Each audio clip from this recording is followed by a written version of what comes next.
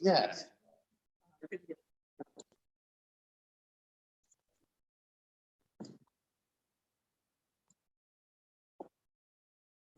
All right.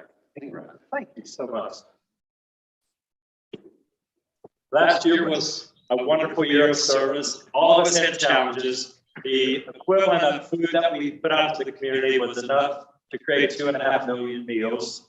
We continued work in 8 different countries, including Ukraine, which is on everybody's hearts now. Our work in Ukraine takes care of 300 orphans, and right now they're all safe. They had a few vandals up that were shot at early on, but everybody's safe. Things have calmed down here some.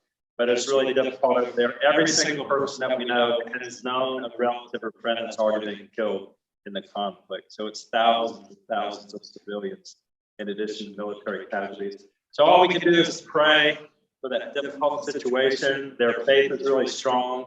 On the local side, we continue doing what we do every day. Our team is ready. We collect high quality surplus food. We get it out to people in need through partners. And Rotary has been a big part of what we do. So I'm really thankful for every person in here that I count as a friend. And us corporately, what we do is Rotary to take care of people in need, whether they're around the world or right here in our backyard. So thank you.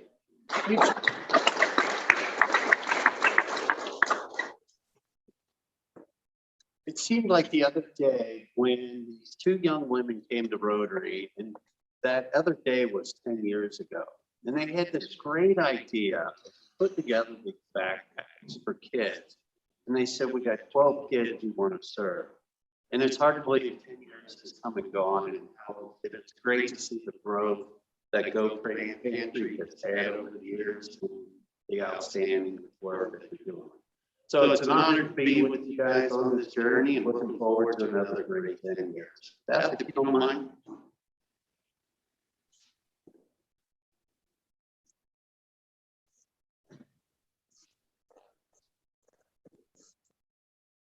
I know you're right.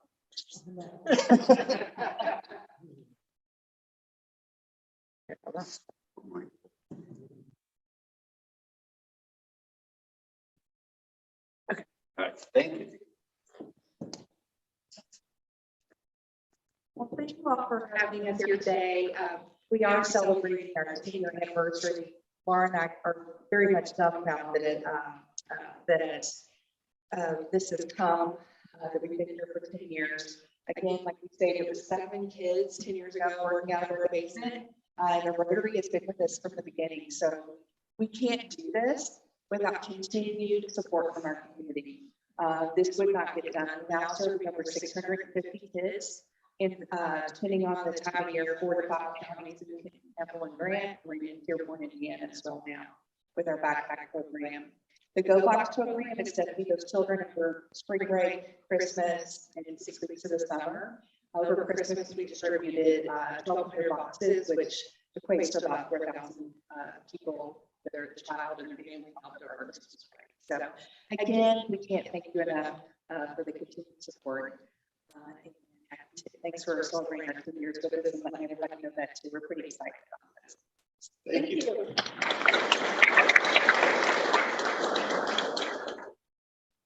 The foundational core of Rotary is our Polio Plus. And Greg, could you bring us up to date on the foundational work there?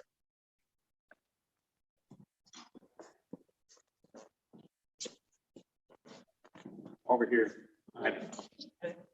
This is my photo side. Okay. I couldn't tell. Okay. You want this check, Greg?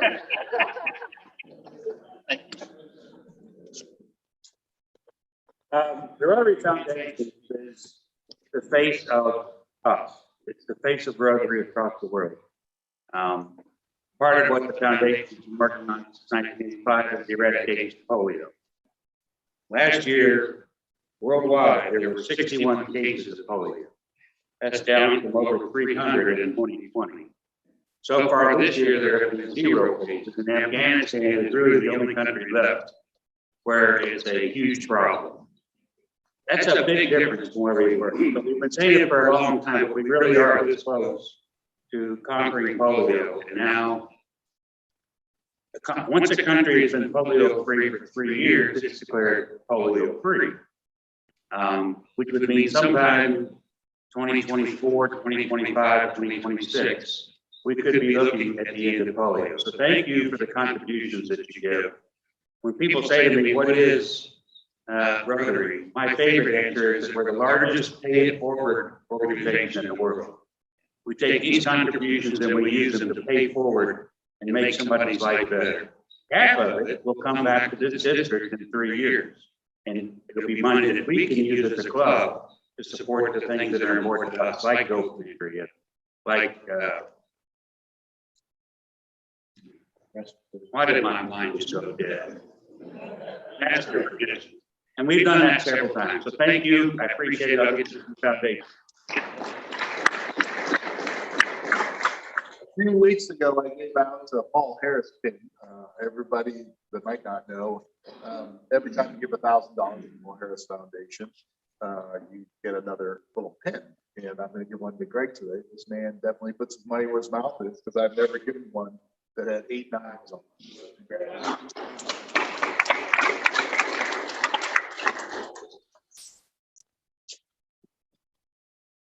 Did anyone from New Day? I didn't, Gary was supposed to be here and. Gary got his COVID. Oh, that's right. He Okay. asked me to say. You want to? Okay.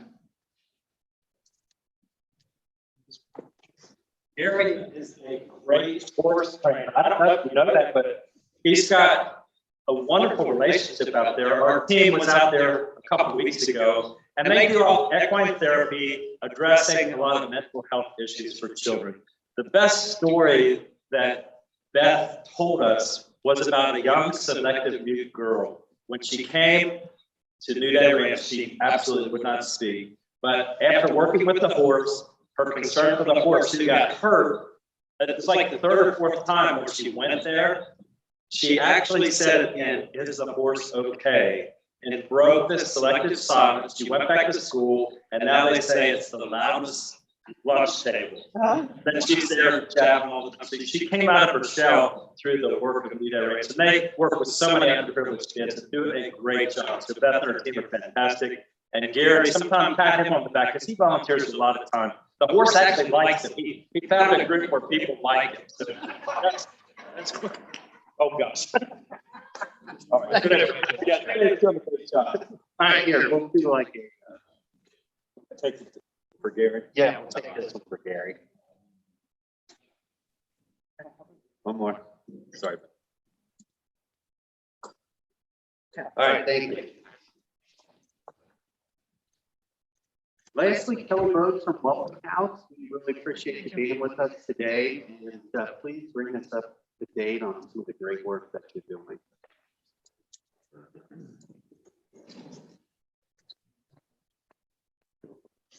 Yeah, we'll do a quick photo here.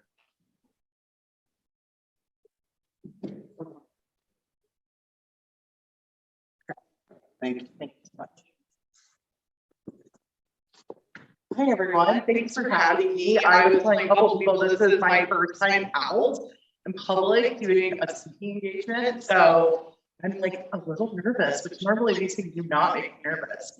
Anyway, we have had so many things going on. If you don't know about Welcome House, our mission is to take the people we serve from housing uncertainty to housing stability. Most people in the community know us so through our women and children's homeless shelter, which we actually just recently moved to St. Elizabeth North, the Pavilion area over there, because the city of Covington bought our million-year-old shelter so that they can make a parking lot out of it.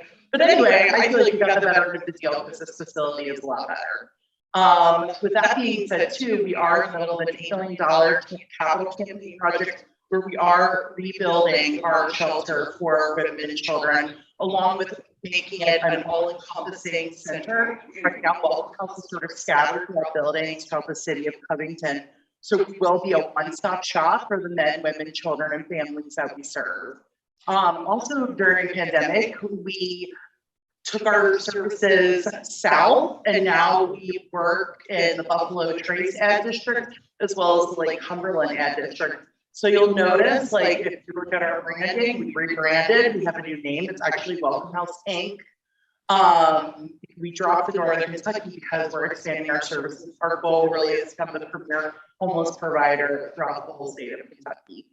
Lofty ambitions. I mean, this will be a process like 10, 15 years down the road, but that really is our goal. We also hired Family Promise. For those of you who know what that agency is, we now are the only shelter in Northern Kentucky to serve full families, so mom, dad, and kids. We have our first 2 families in our brand new shelter, which is located in Newport. I could probably talk to you for about 20 hours about all of the amazing things we're doing, but really I want to say thank you. And this is amazing. We rely on Rotaries and other local organizations to really help our mission. And I love coming to these things. So thank you so much for having me. And I appreciate your time. Did you say you were starting a Buffalo Trace? That's what I heard. We are in Buffalo Trace. In the distillery? Oh, okay, just to clarify. One of the organizations that Johnny and Connie Sawyers was involved with is our speaker today. And we're laying the groundwork for the Johnny County Scholarship, either it's a scholarship grant. And Jim, please introduce our speaker today.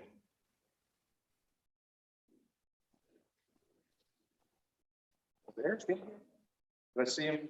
Sorry, they're right behind me. Oddly enough, Reset Ministries is also celebrating 10 years.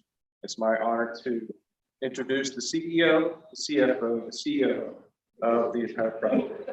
Thank you, Linda, for all this time. Appreciate you.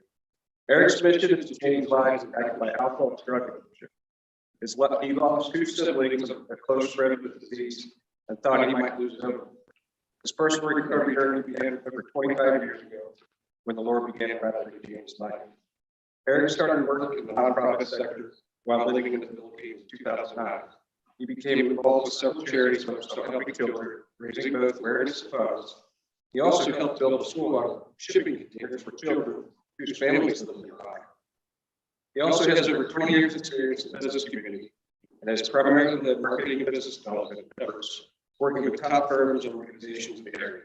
Erich is currently a member of Crossroads Church and serves on the prayer team.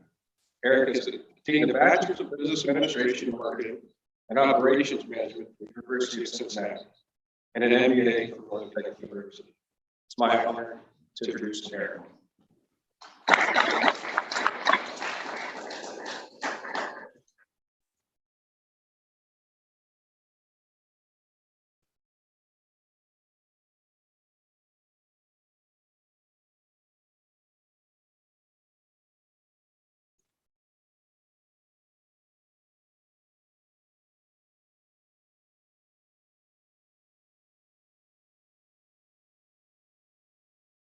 That's $1 million question, right?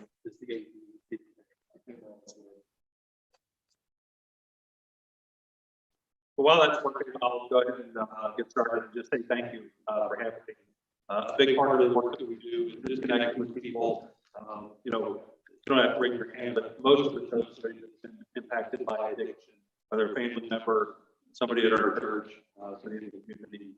We just lost somebody alive at any time we just lose focus a little bit of what's happening under the surface. And for part of what we do, we just want people to recognize that it's still ongoing, it's battle that happens every day, and it's just something that we need to focus on. I see we're still loading. Okay, I'm going to go to plan B. Oh, there we go. There it goes. Working. Oh. All right. This plan B. I came with 7 plans today, just in case. Yeah, it's not working in the slideshow. You just have to go. All right, I'm going to pop down quickly to. What this? Yeah. That goes. All right, so what is Reset, or who are we? It was started in 2010 by Gary and Grant Dawson. Gary's a local business owner, and Grant was his son who was a teacher. And they just kept seeing men who were struggling, either coming out of incarceration or struggling with drug or alcohol issues. They didn't have a place to go. And Erich kept taking these guys to home from one of his businesses when they would work. And he said, "Where can I take you?" And it just all they were sometimes on park benches, they were couch surfing, they were just in kind of random places. And as a Christian guy, like there's got to be something we can do. And if any of you know Gary, Gerald, entrepreneur, he's like, "Let's just get a house." And his son was like, "We don't have any money." You're like, "That shouldn't stop us. Let's get a house." Well, they got a house. So that's where Reset started. Currently, it's our women's house, the Isabella Street house. Right now, we have one house for each, a men's house that'll take 7 men, and a women's house that'll take 12 capacity. And we're getting ready to open up Columbia House. In 2019, we had 50 women apply to come live with us, and we just didn't have space. And so we prayed into that, and we just sought counsel of what we do. And we were able to get this house. We bought it last year. But two things that were really significant I would like to share with you is this house had been a nun's house in the 50s, and it was actually where Gary, the nun that taught him in school. And so there was just a kingdom connection, I like to call it. And the other thing was we were talking about doing a fundraiser, and the Lord put it on somebody's heart, and they actually wrote a check so that we could get this house and start the rehab work. So we're super excited about opening this up soon. We could use your prayers. We're still navigating the work in the city of Newport, but we're at the 99% mark of being ready to open this house up. So we're really excited about that. So some of the key tenets of what we're all about is when somebody comes to us, they have 2 weeks to find a job. Reset doesn't take any government funding for a couple of reasons. One is we want to depend on how we run the program, and we're faith-based, and so sometimes government doesn't like it to faith-based up, and we believe so strongly that faith is a part of recovery, that's just who we are. The other piece is that we want our residents, so if they come out of treatment or incarceration, we're trying to help them step up to a better life, and that means a job, right? That means you got to start paying your bills, you got to learn how to do all those things. So we partner with a lot of different companies in the area who are friendly to our folks, and we put them to work right away. Coaching, many of our folks, they've experienced deep trauma and just a lack of, I would call, adult friendship or adult or parent relationship. And so we pair everybody up with a mentor or coach to come alongside them. You'll see these 2 gals, Kristen and Jess, they've done vision work for the first time in their life. Neither of them, I know them both well, never had a parent sit down and say, "What do you want life to look like?" Or "What do you think, the Lord's calling you to do?" Or just none of that's happened. So that coach will sit down and help them work through what they feel is on their heart so that they can figure out what hope looks like for them. Growth opportunities. This is another one of our key tenets. Most people who are in recovery don't know how to have fun in a sober environment. This may sound crazy to you guys, but if you've grown up, using your alcohol or drugs to kind of help you take the edge off, a lot of times you have this terrible anxiety and fear about what do I do when I go out with people. And so a big part of what we do is we go to bowling, the Creation Museum. We just go and do stuff that's fun. For most of us, it's like that's just a normal activity. Well, for our folks, that is not a normal activity because they just weren't raised that way. We have some horrific stories about parents introducing drugs and alcohol to some of our residents at a very early age. And so we try to just help them. We do this each month to just learn how to have fun amongst their sisters and brothers. This is just one of my favorite pictures, actually. Grant Dawson is in the front here in the blue shirt. He's one of our founders. So Grant was a math teacher and pretty strict math teacher, I would just say, when he was in the school system. And for him, trying to help people really at the core of who they are. We do a lot of strength finders and character. We try to help people discover who they are. Grant is really great at trying to help people figure out what their personality style is so that they can press into the type of work that they're called to do. Here's another thing, community, and you see a lot of community stuff today. And why is that? Most of the people who are using alcohol have trouble in the communities that they're in. Their friends are really not friends to them, so they usually are takers. And so we're trying to build this great community of volunteers, churches, individuals who will come alongside of ministry. We do an annual softball game each year just to kind of remind everybody, this thing isn't, this isn't just about what's going on in the houses. This is much bigger, bigger thing. We talked about faith-based. This is one thing that is required of our residents. So we do Bible study. We try to keep this at a pretty light level, but it's starting to develop their relationship with Jesus. I don't know how many of you know about AA or NA or some of those type of programs. Typically, they talk about needing to find a higher power to. I know for me, when I got sober in the 90s, they were talking about trying to identify what that might look like. We believe, our data shows that when you point that in the faith-based capacity of Jesus, that the results are just 3 times as powerful. So for our folks, we wanted to develop a relationship. Some of our folks knew Jesus growing up and kind of jumped off tracks, if you will, and trying to bring it back to Christ-centered life is important. We also make sure that they get part of the local church. We don't prescribe what that is. We just encourage it. We make sure that they have a ride if they need a ride. And a lot of times, some of the more senior members in the house will take them into their church so that they can further their community. We started biblical counseling just a couple of years ago. Over 80% of the people that we serve have had trauma. Typically for the women, it's been sexual trauma. A lot of times, family or people in their close circle of friends. And again, we're trying to help break them out of that. But we do biblical counseling on site now. We've had some folks trained up. We've had some breakthroughs that I would love to share with you. We let the girls share those and the men share those when they have an opportunity to speak, whatever they're comfortable with. But this has really been a big place that we've found a lot of freedom for our folks. And they've actually begun to know that they are in Christ. They develop their identity and to be said they are, rather than what the world is telling them to be. Another piece of the puzzle for so many of our folks is around finances. They really haven't thought about how to manage finances. And when you're in the middle of an addiction battle, you'll go to great lengths. You guys hear these stories where people are taking things, they're just doing anything, right? So when they come to us, this is a really hard thing to get to because they've been trained not to talk about money. But when you do get behind the curtain, it can look pretty scary.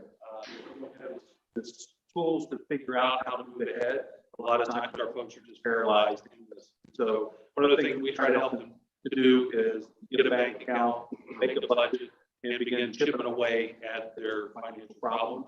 A lot of times our folks are able to wipe out that, they're able to wipe out that debt. And our goal of working with them is to have between $1,000 and $1,500 when they get ready to graduate.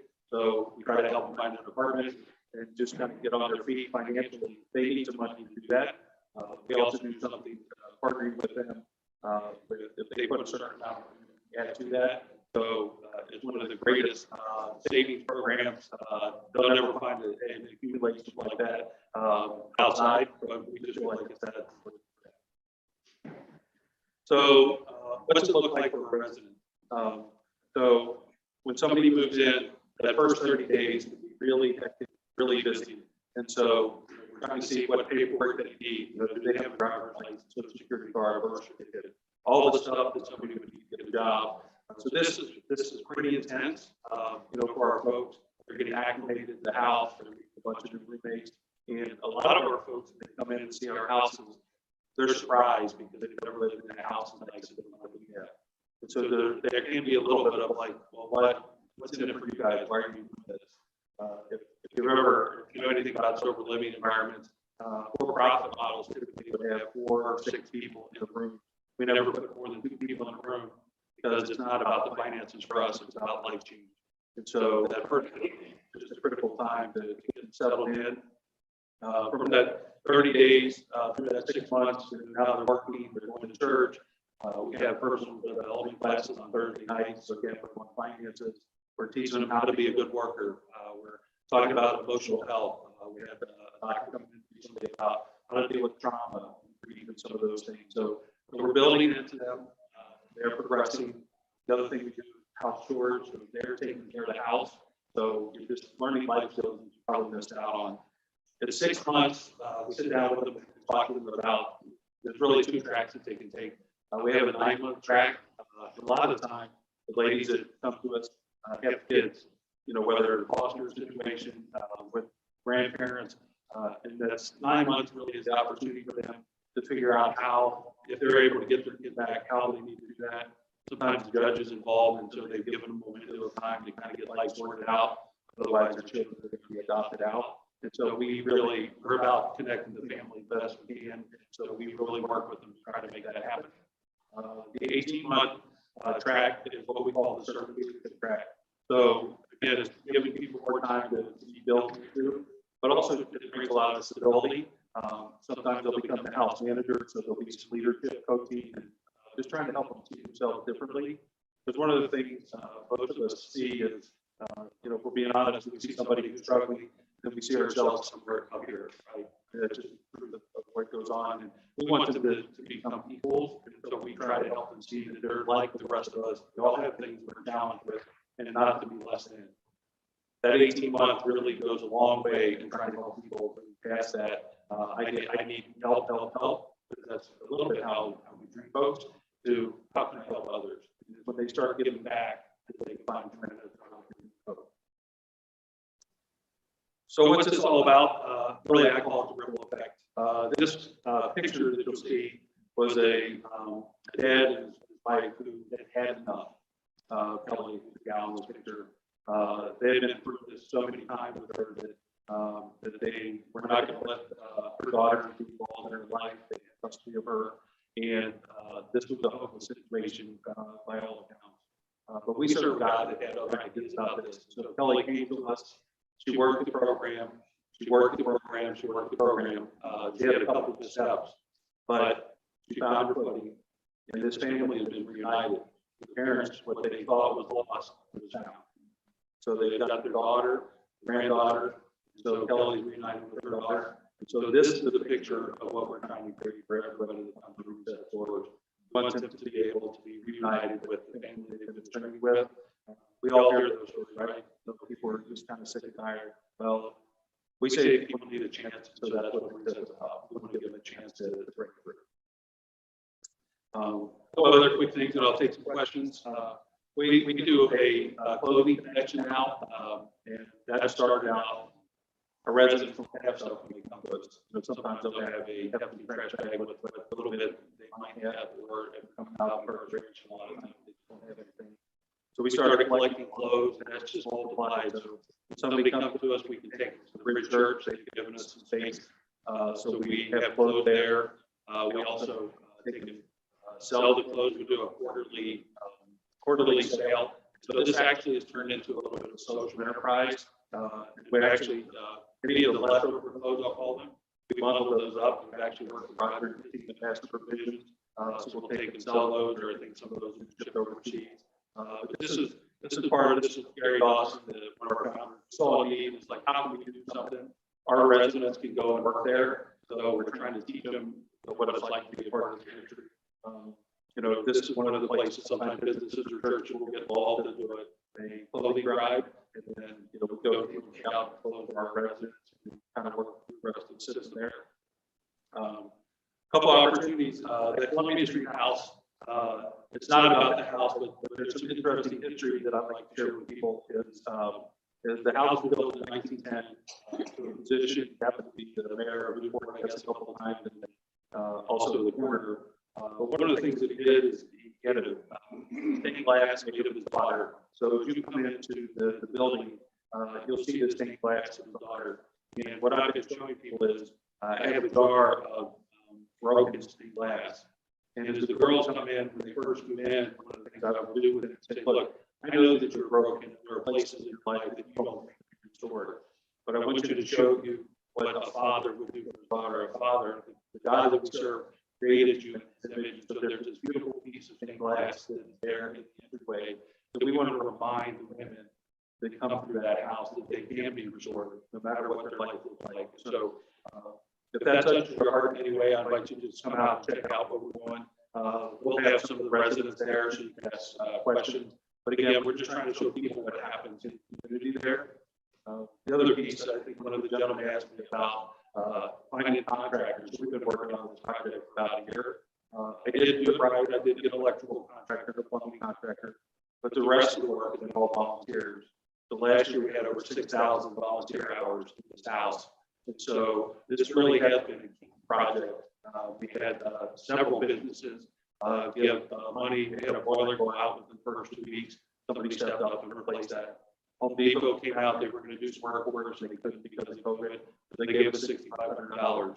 A few churches, well, one of the churches here, Florence Vineyard, called me while I was in the basement looking at that boiler, wondering what I'm going to do about it.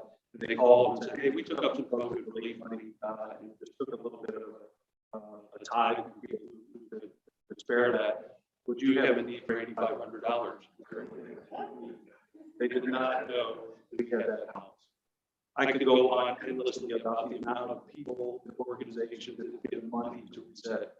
Not because of this house, but this has been the piece that people have come in and said, how can we help? And so I haven't asked them for anything, but just shown them that house, and people have stepped in to complete all the work that's needed on that house. All I can say is God is good. Other ways that if you guys are thinking about getting involved, or a lot of you are probably looking into church communities. We always need coaches. We're opening up a house and we're going to move 5 women there initially. Those 5 women need coaches. Monday night we do meals and we provide those for our residents and the Bible study teachers, volunteers. So there's an opportunity to provide meals. Sometimes a small group will sign up and just say, yeah, we'll do the first Monday of the month. Life skills class that I mentioned. So if you're gifted with finances or how to be a good worker, or we have a curriculum of things, we're always looking for people to do that. One of our biggest things is a welcome basket. If you don't have anything coming in, you need all the stuff, towels, you need a Bible, you need just personal hygiene stuff. We ask people to help put those baskets together so that when somebody comes, we can say, hey, you've got a nice clean bed with clean sheets and all that, and here's all the other stuff that you need. We'll get them hooked up with clothes. So things that we all take for granted. I don't know if any of you have the clothes with too much stuff in it. I don't personally, but maybe I do. But we just try to help people get all the necessities they need. And so that's one that we can use help with as well. The last thing I'll talk to you about is a banquet. This has been our biggest fundraising item, really, the past probably 6 or 7 years since we started having them. We haven't had one since, well, you guys probably know, I think called COVID, right? So we haven't had one. We're going to try to have one this September, hoping that everything allows us to do that. But we're going to do this on September 22nd. So if anybody feels prompted to be a part of that, the drill, sponsorships, and all that, that's where we get most of our income from that. We don't do a lot of other fundraising at the event. We just ask people to step in, go where God leads them. So, all right. Well, thank you for all that. Does anybody have questions? Still have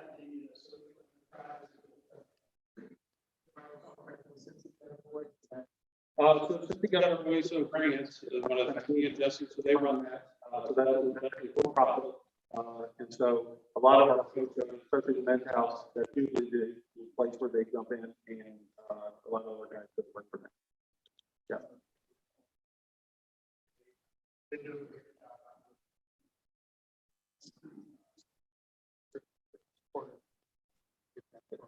And they're one of our biggest financial supporters, but also they've done several things. Eric, I misunderstood at the beginning. Did you say it's faith-based? You can't get any government support? We don't pursue it. So a lot of people question that. We just rely. The board has blessed us finances. Not to say we don't take money, but we just open our hands tied with what might be required of us. We have looked into it a little bit, and we just we want to be able to run the program with that faith.